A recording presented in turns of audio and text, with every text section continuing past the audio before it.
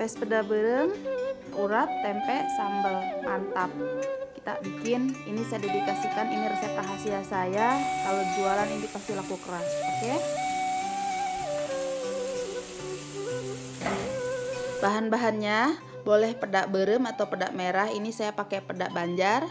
Ada tepung terigu, sama pelengkapnya ada kemangi. Boleh juga pakai daun melinjo. Ini yang harus kita iris-iris, cabai, bawang dan lainnya. Daun pisang untuk mepes sama tusuk gigi. Tahap pertama, baluri si ikan asin sama tepung terigu sampai rata.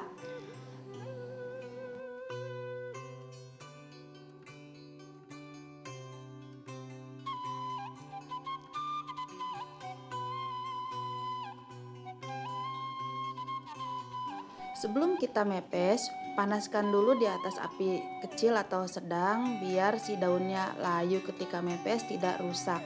Boleh juga dikukus atau daunnya dijemur, sama aja, tapi yang lebih praktis dipanaskan di atas kompor. Jangan lupa harus rajin dibersihkan dulu daunnya, khawatir banyak kotoran atau debu sampai bersih.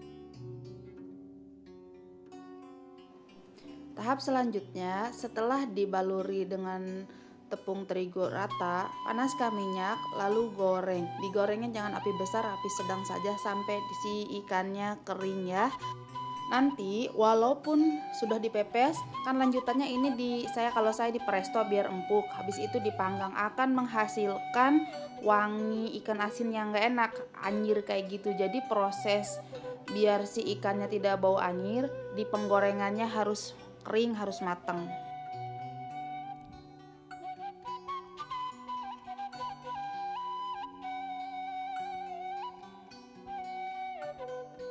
Ini dia ikannya sudah matang sempurna, kelihatan kan kering crispy kayak gitu. Nggak usah khawatir, nanti kalau sudah dipepes hasil matangnya dia akan empuk. Bahan-bahan kayak tadi bawang, cabai dan lain-lain diiris kecuali cabai cengek ya, diiris halus untuk nanti jadi garnish di pepesnya. Kasih gula, kasih penyedap, jangan dikasih garam karena udah asin. Cukup gula dan penyedapnya, ini penyedapnya 1 sendok makan, gulanya setengah sendok makan, cukup.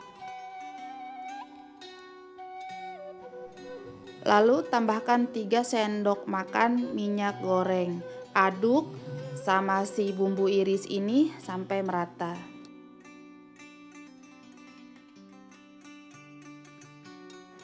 Saatnya persiapan mepes. Jadi daun-daun ini kalau saya biar cara cepat disiapin dulu, ditata, dikasih garnisnya, ada daun salam, daun serai, kemangi sama bumbu iris tadi.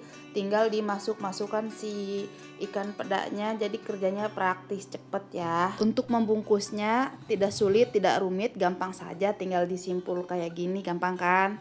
Jadi tidak mesti saya kasih tutorial cara membungkus ikan pepes peda, gampang.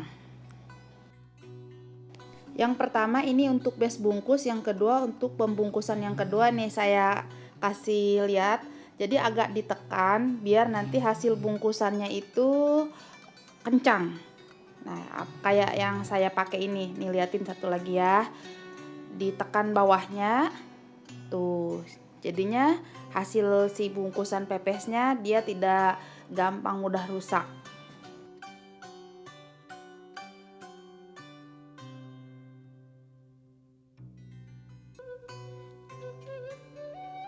Biar rapi, gunting ujung-ujung si daun ini, nanti hasilnya lebih estetik, lebih rapi, apalagi buat jual atau buat di rumah juga kan kita menyajikan kalau rapi, enak dilihat. Saatnya dikukus. Kalau saya pakai presto karena hasilnya nanti lebih empuk. Pakai kukusan biasa juga nggak apa-apa. Ambu kalau langsung dibakar nggak dikukus bisa enggak, hasilnya tidak akan mendapatkan pepes pedanya yang empuk, kering. Jadi wajib dikukus dulu. Kalau mau di presto juga boleh, mau dikukus juga boleh, nggak apa-apa, bebas.